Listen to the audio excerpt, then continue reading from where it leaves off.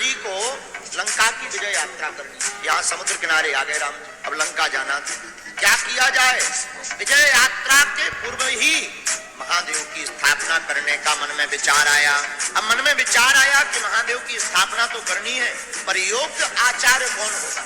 विचार मन में करते हैं कि कौन ऐसा विद्वान हो सकता है जो भगवान शंकर की स्थापना करवाए। उस वक्त सबसे ज्यादा विद्वान रावण, रावण परम शिव भक्त। तो जामवंत जी को भेजा, आप जाकर के रावण के पास आचार्यत्व स्वीकार वह करे ऐसा निवेदन लेकर जाओ। जामवंत जी गए, भारी शरीर जामवंत जी का।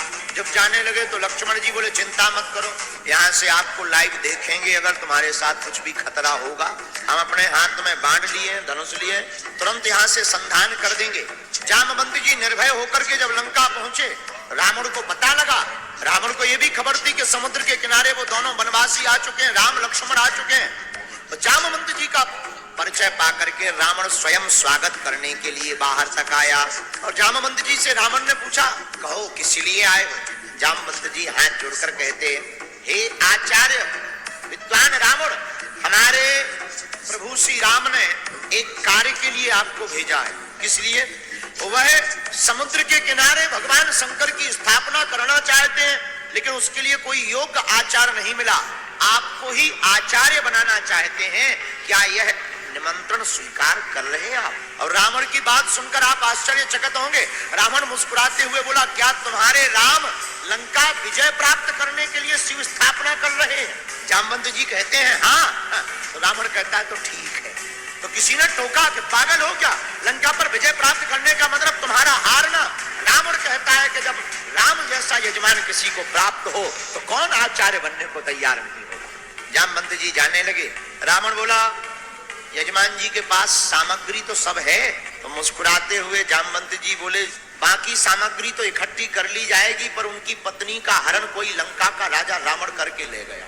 पत्नी भर नहीं है, बाकी सब है, तो बाकी जिम्मेवारी आचार्य की है व्यवस्था करने। रावण कहता है कोई बात नहीं, यजमान से कह देना तैयारी करें, आचार्य जी शुभ समय पर आए। रावण अशोक वाटिका गया। अशोक वाटिका में जानकी जी के सामने खड़ा होकर के रावण कहता है, जनक दुलारी जानकी, क्या तुम्हें पता है तुम्हारे पति प्राणनाथ लंका पर विजय प्राप्त करने के लिए भगवान शंकर की स्थापना समुद्र के तट पर कर रहे हैं। उनके पास सब कुछ है, लेकिन उनके पास पत्नी नहीं है। उनकी धर्म पत्नी का हरण चूंकि रावण मैं करके ले आया हूं, इसलिए आचार्य होने के नाते मेरा धर्म है उस स्थिति को पूर्ण करने की जिम्मेवारी है, सामग्री को पूर्ण करने की जिम्मेवारी, और आप उनकी अर्धांगिनी हो, तुम्हारे बिना अनुष्ठान अधूरा रहेगा। एक काम करो, तुम्हें हमारे साथ चलना होगा, और याद रखना वहां भी तुम हमारे ही बंधन में रहोगी, पर वह अनुष्ठान पूर्ण करवाना होगा।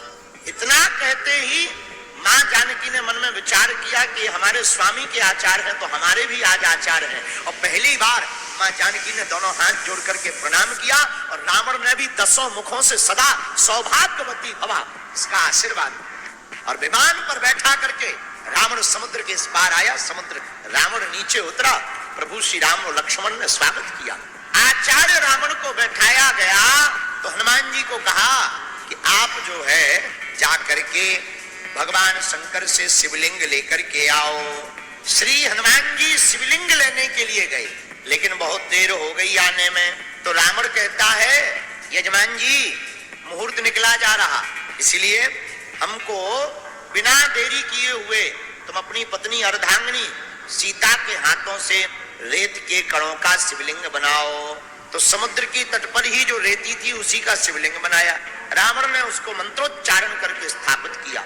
जब स्थापित हो गए और अनुष्ठान पूर्ण हुआ तो भगवान प्रभु श्री राम ने कहा कि आचार्य जी दक्षिणा मांगो। रावण मुस्कुराते हुए कहता है, भला यजमान जी तुम हमें दक्षिणा क्या दोगे? जिस आचार्य के पास खुद की नगरी लंका की हो और तुम्हारे पास तो तुम्हारी घरवाली नहीं, वनवासी भी हो, एक तरकस है, कुछ तीर है, पीतांबर है तुम्हारे हाथ में, और साथी भी कौन?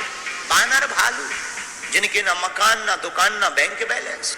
अब आप हमको भला दक्षिणा भी क्या दोगे? है धर्म है, अनुष्ठान के बाद ब्राह्मण को आचार्य को दक्षिणा देनी चाहिए, तो आप दक्षिणा मांगो, पर दक्षिणा बहुत गजब की मांगो। राम, वैसे तो इस आचार्य के पास सब कुछ है, बस दक्षिणा में देना तो एक ही बात देना कि ये तुम्हारा आचार्य जब मरे तो यजमान सामने खड़ा हो।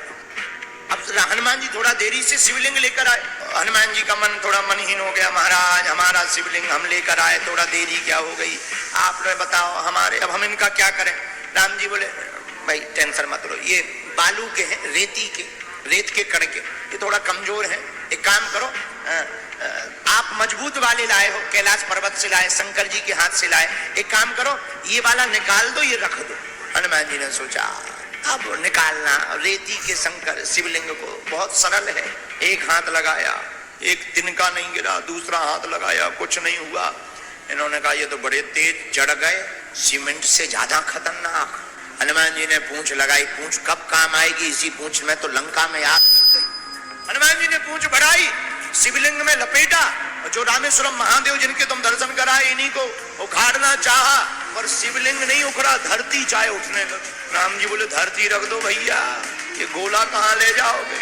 हनुमान जी ने इस बार धरती को दबाया पैर से, और जैसे एक झटका मारा, इन्हें लगा शिवलिंग उखड़ गया, पीछे देखा पूंछ टूट गई, पूंछ कट गई, दर्द होने लगा। श्री जानकी जी ने अपने हाथों से राम राम राम राम कह करके श्री राम